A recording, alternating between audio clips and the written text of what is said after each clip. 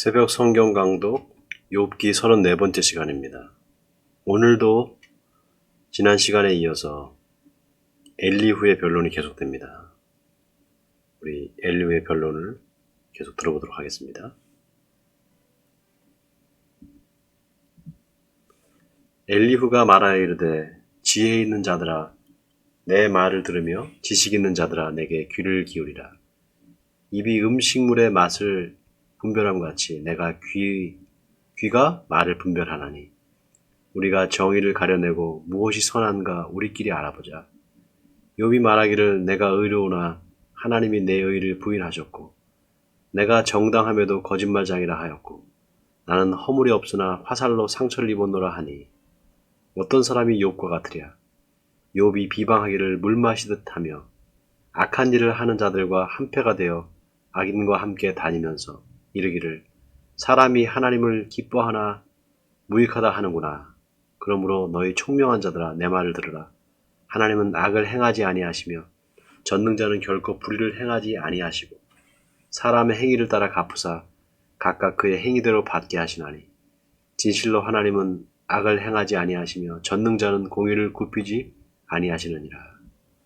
자, 지금 엘리후가 하나님의 공의로우심과 하나님의 정의로우심을 이야기하고 있습니다. 그러면서 이제 욥이 그 하나님의 정의와 공의를 회방했다라는 거예요. 그러니까 다시 말하면 자신이 의롭고 자신이 공의로움을 주장하면서 그로 인해서 하나님의 공의와 하나님의 정의가 훼손됐다는 얘기죠. 이게 바로 전형적인 그 변신론자들이 하는 말입니다. 여러분, 변신론자라는 게 무슨 말이라 그랬죠? 변신론자들은 신을 변호하는 사람들이 변신론자라고 그랬잖아요. 그러니까 신의 완전함, 신의 정의로움 이런 것을 이제 엘리후는 이제 변증하는 그런 모습을 보여주고 있습니다. 자, 그런데 그것까지는 좋아요. 그런데 지금 욥을 이제 몰아세우는데 어떻게 몰아세우는가 하면 네가 정의롭다고 하고 공의롭다고 하는 그것이 결국 하나님을 공의롭지 못한 분으로 만든다는 거예요. 여러분, 그건 아니지 않아요? 네, 그건 아니죠. 하나님은 공의로우신 분이라는 것을 욥이 부정하진 않았어요. 하나님이 정의로우신 분이 아니라고 욥이 말하지 않았습니다. 욥은 절대로 하나님의 정의와 공의를 부정하지 않았어요. 오히려 그 하나님의 공의와 정의에 잇대어서 자신을 정의롭다고 주장한 거죠. 여러분, 이거는 분명한 차이가 있습니다. 하나님의 공의로움과 정의로움을 부정하는 사람들이 있어요. 그런데 욥은 그런 사람들이 아니라 그렇게 하나님의 정의와 공의를 부정한 것이 아니라 하나님의 공의와 정의가 분명히 있고요. 그 정의와 공의가 있기 때문에 하나님께서 나의 지금 이 억울함을 밝혀주실 것이다. 이렇게 주장한 거죠. 근데 지금 이 변신론자인 엘리후의 입장에서 보면 지금 욥이 하나님을 비방하고 하나님의 공의로움을 훼손하고 있는 것으로 그렇게 보이는 거죠. 자, 이렇게 사람이 어떤 관점에 따라서 어떤 관점을 갖고 있냐에 따라서 사람들의 말이 다르게 들립니다. 자기 나름대로의 주관이 어디에 있느냐에 따라서 그 말의 의미가 완전히 달라져요. 자, 계속해서 읽겠습니다. 누가 땅을 그에게 맡겼느냐? 누가 온 세상을 그에게 맡겼느냐? 그가 만일 뜻을 정하시고 그의 영과 목숨을 거두실진데 모든 육체가 다 함께 죽으며 사람은 흙으로 돌아가리라. 만일 네가 총명이 있거든 이것을 들으며 내 말소리에 귀를 기울이라. 정의를 미워하시는 이시라면 어찌 그대를 다스리시겠느냐? 의롭고 전능하신 이를 그대가 정죄하겠느냐? 그는 왕에게라도 무용지물이라 하시며 지도자들에게라도 악하다 하시며 고관을 외모로 대하지 아니하시며 가난한 자들 앞에서 부자의 낯을 세워주지 아니하시나니 이는 그들이 다 그의 손으로 지으신 바가 됨이라.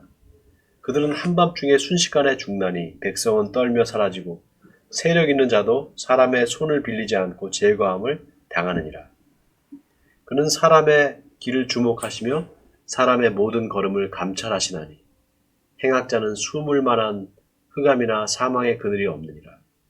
하나님은 사람을 심판하시기에 오래 생각하실 것이 없으시니 세력 있는 자를 조사할 것이 없이 꺾으시고 다른 사람을 세워 그를 대신하게 하시느니라. 그러므로 그는 그들의 행위를 아시고 그들을 밤사이에 뒤집어 엎어 흩으시는도다. 그들을 악한 자로 여겨 사람의 눈 앞에서 치심은 그들이 그를 떠나고 그의 모든 길을 깨달아 알지 못함이라.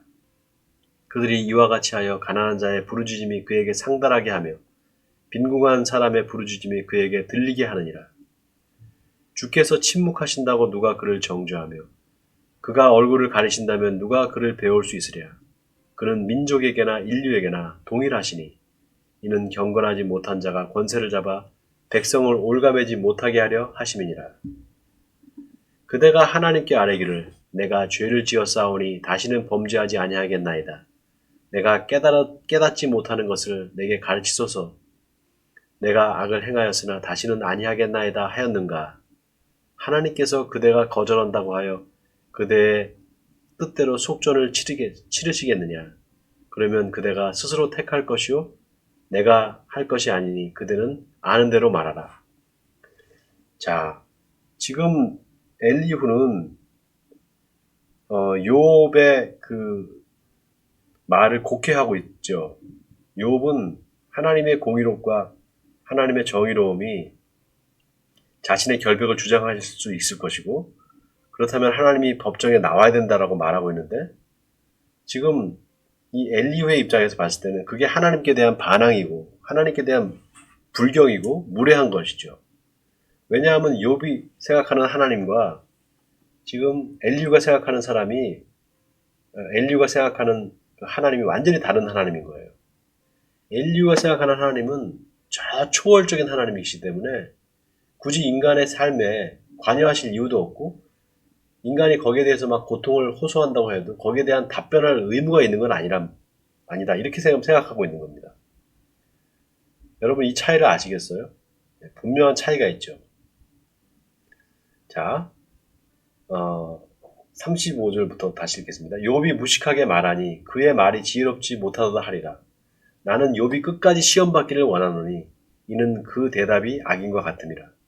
그가 그의 죄에 반역을 더하며 우리와 어울려 손뼉을 치며 하나님을 거역하는 말을 많이 하는구나. 자, 지금 이제 이 엘리후가 드디어 욥을 완전히 정죄하는 것을 볼 수가 있습니다. 욥이 끝까지 시험 받기를 바란다는 거예요. 그리고 왜 그러냐? 그 욥의 대답이 악인과 같다라는 거죠. 그리고 그는 반역자라는 거예요. 여러분, 이건 위로가 아니라 저주죠. 결국 이렇게 엘리후 같은 이렇게 변신론자들도 마찬가지예요. 신명기적 사관, 악자 필멸의 신앙, 그리고 그 전능하신 하나님에 대한 생각, 이런 것들이 다 어우러져서 결국은 인간을 억압하고 인간을 죄인으로 만들고 쓸데없는 존재로 그냥 만들어버리는 이런 어떤 그 무서운 그런 죄를 범하게 되는 겁니다. 여러분, 우리 인간은 그런 존재가 아닙니다. 하나님께서 우리를 얼마나 귀하게 보시는데요. 우리 한 사람 한 사람의 그런 고난의 문제에 하나님께서 다 응답하시기를 원하셔요. 그리고 실제로 다 응답해 주실 수 있는 분입니다. 단지 우리가 그 하나님을 오해하고 그 하나님에 대해서 우리가 잘못 생각하고 있는 것 때문에 하나님께 기도해도 응답받지 못하고 또 우리가 원하는 방식으로 응답받지 못하면 그게 응답이 아니라고 생각하는 그것이 문제인 거지. 하나님은 인격적이신 분이고 우리에게 모든 우리의 고난과 질고에 응답하시는 분이라는 사실을 우리가 잊어서는 안 될 것입니다. 자, 오늘 여기까지 할 텐데요. 엘리후의 변론을 쭉 들어보면서 결국 우리가 깨닫는 것은 우리가 생각하는 그 하나님에 대한 신앙이 어떠해야 되느냐. 그 신앙관에 따라서 하나님에 대한 우리가 그 삶의 태도가 완전히 바뀔 수 있다는 것입니다. 자, 이제 35장, 36장 계속해서 이제 엘리후의 말이 계속되는데요.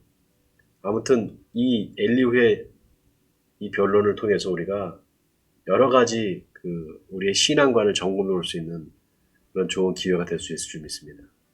자, 우리 같이 기도하겠습니다. 사랑이 많으신 하나님, 하나님을 우리가 믿고 신뢰하고 그 하나님께 기도하는 것은 하나님이 내 기도를 들어주실 수 있는 분이라고 생각하기 때문입니다. 바로 하나님의 인격적인 분이라는 사실을 우리가 믿기 때문에 우리가 기도하는 줄 믿습니다.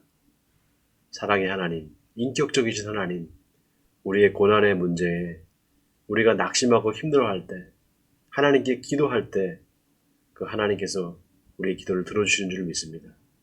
그 하나님을 믿고 신뢰하며 앞으로 나아가는 우리들 되게 해주시옵시고, 또 고난의 문제에 어리둥절하거나 또 당황하거나 사람을 찾아다니거나 또 그 고난의 문제에 하나님을 원망하는 죄를 짓지 말고 오직 하나님은 인격적이신 분이고 우리의 고난의 문제에 응답하시는 분이라는 사실을 믿고 기도하는 우리들이 되게 해주시옵소서.